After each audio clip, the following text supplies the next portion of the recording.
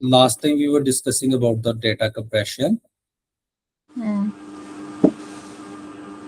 Data compression mean बेटे कि basically we want to compress data. Compress data means कि हम उसका जो storage capacity है वो decrease करना चाहते हैं, ठीक है?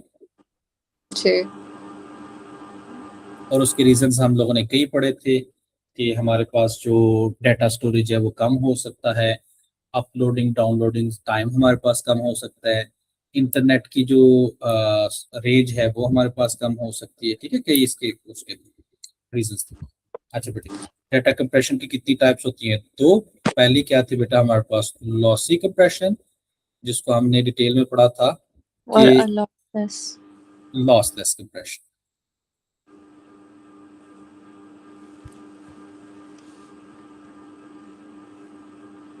बेटा लॉस में क्या था? डेटा जो है वो डिलीट हो जाएगा after decompression, okay? Data remove कह ले या डेटा लॉस कह ले, कुछ भी आप वर्ड यूज कर सकते हो आफ्टर दी डीकम्प्रेशन। बट इसमें डेटा जो है वो क्या रहता है? Remain same.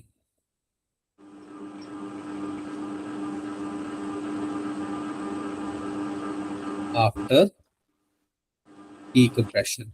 डीकम्प्रेशन मीन कि हम उसको जब दोबारा से जब हम उसको कंप्रेस करने के बाद डीकम्प्रेस करते हैं तो जो फाइल है, जो फोटो है, वो बिल्कुल क्या रहेगी? हमारे पास सेम रहेगी।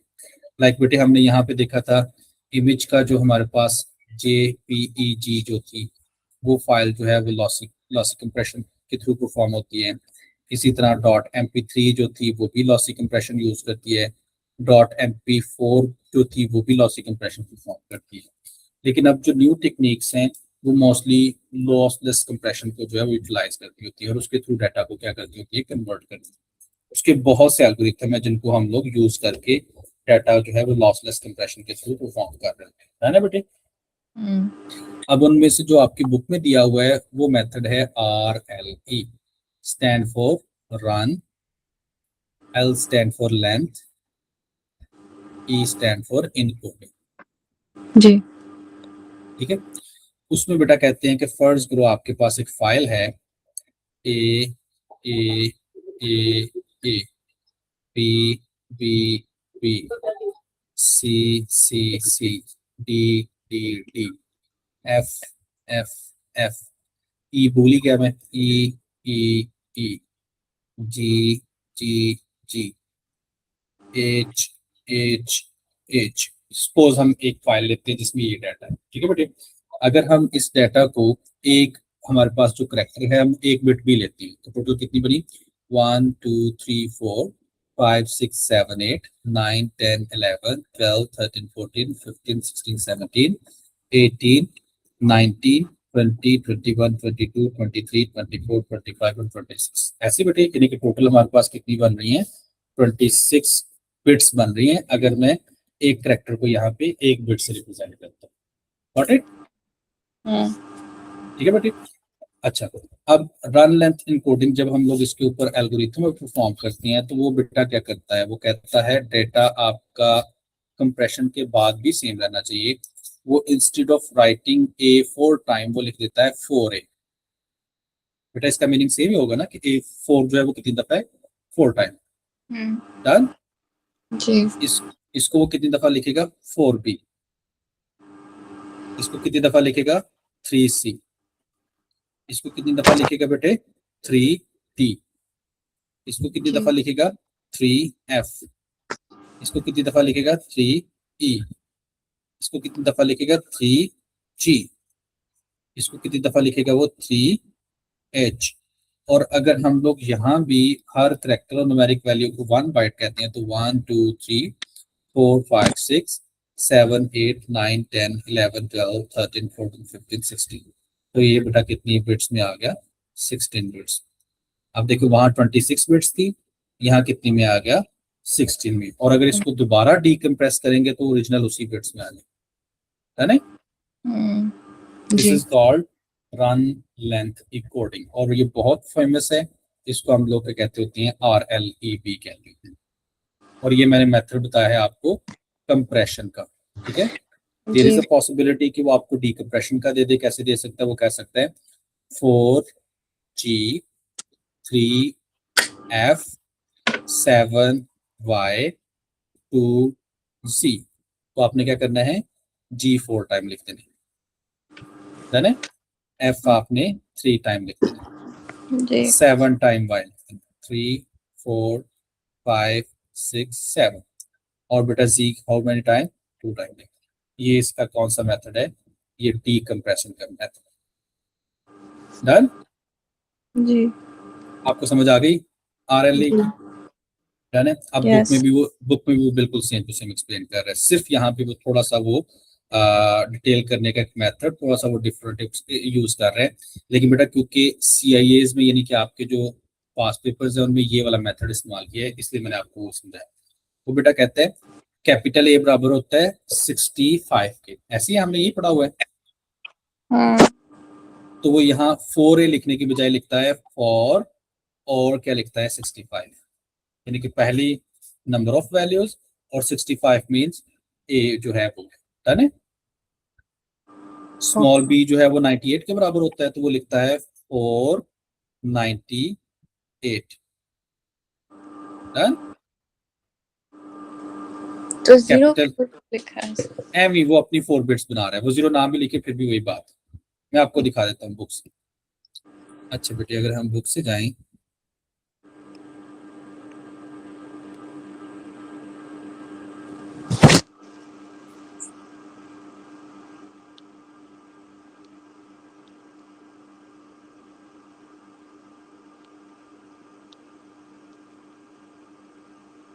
आईपीस पे आ गए हम लोग।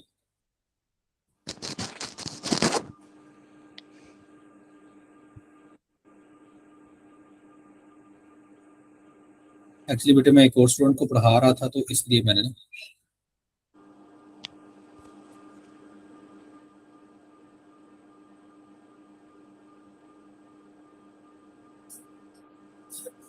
वेट टू इसको प्रिवेंट के लिए।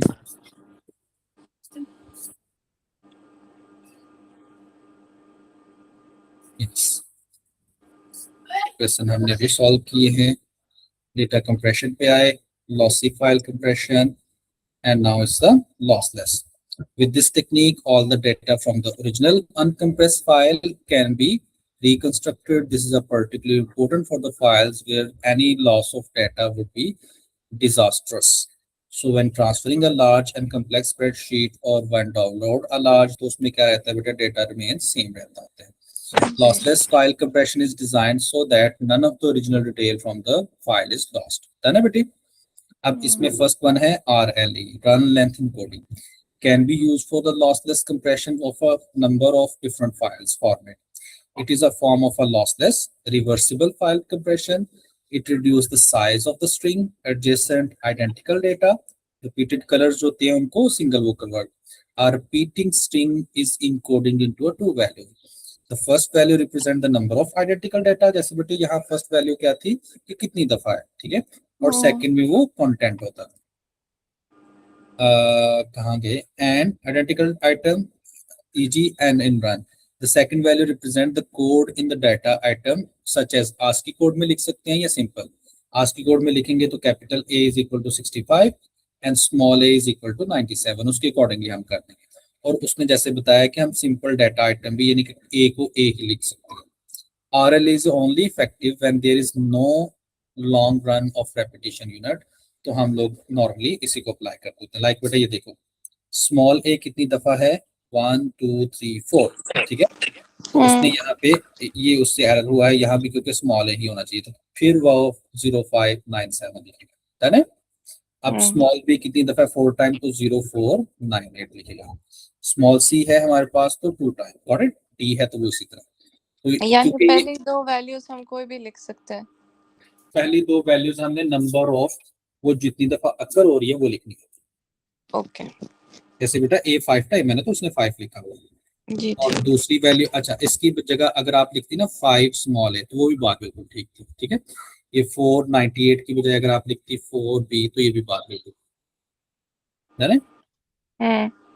क्योंकि हमारा जो वो पास्ट पेपर्स है उसमें इस तरह की एग्जाम्पल्स आ रही होती है। सेम बेटा यहाँ पे देखिए, ये कितनी दफा है, 8 दफा, तो उसने क्या लिखती है 0897 मीन स्मॉल ए, ये 10 टाइम b है तो मींस 98। Got it?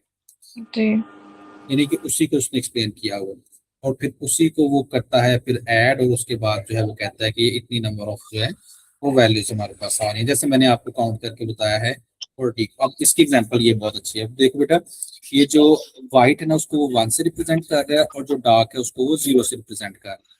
तो 1 2 3 4 5 6 7 8, 8 टाइम जीरोस है, तो उसको इसकी जगह पे क्या लिख देगा, 8 1 लिख देगा, या 8 क्या लिख देगा, व्हाइट लिख देगा।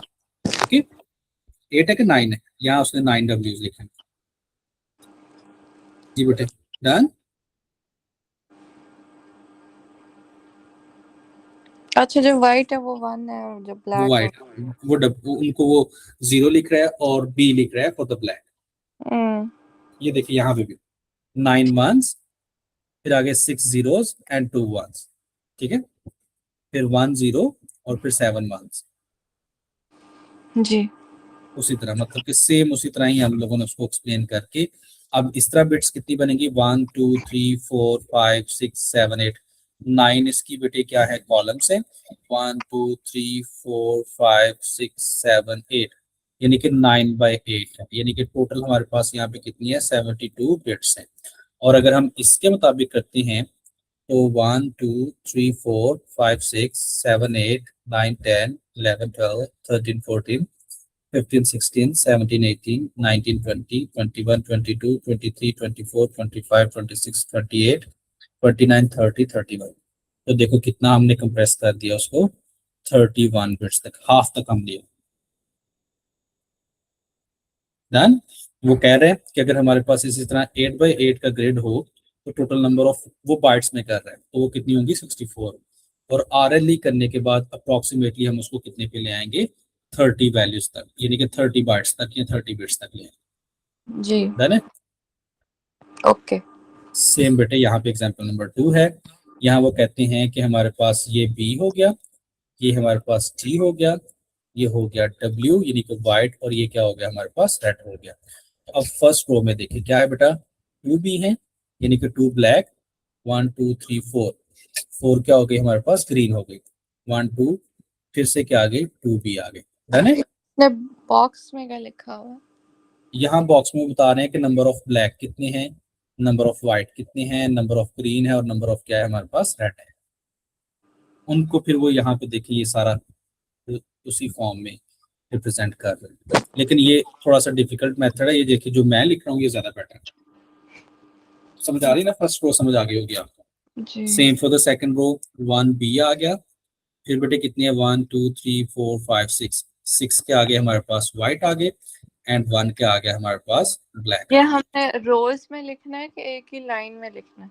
गए। हमारी मर्जी है। अच्छा। उन्होंने एक ही रो में लिख दिया है, वो भी बिल्कुल ठीक है। ठीक है, अगर इस तरह कॉलम वाइज यानी कि रो वाइज भी लिखते जाएंगे वो भी बात बिल्कुल ठीक होगी। हमारी CIS भी है कि आप कोई भी मेथड जो है वो यूज करके, जस्ट आपने, क्योंकि वो सेम आता होता है ना, यहाँ पे देखिए 8/8 का स्क्वायर है, 8 रोज और 8 कॉलम है, और आफ्टर दैट वो जो है वो हमारे पास क्या आएगा, उसकी बिट्स क्या बनेगी वो हमने बताना। यहाँ वो कह रहा है कि अप्रोक्सीमेटली 52% जो है ये कंप्रेस हो जाएगा। जी। डन है। आई थिंक हम लेके ये 64 है, हम इसको अप्रोक्सीमेटली 48 जिस मेथड से मैं बता रहा हूँ बिट्स तक ले आएंगे सारे से। ओके। ठीक है? जी। बस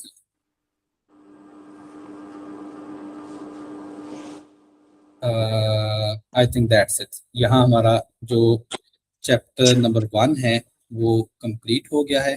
ठीक है।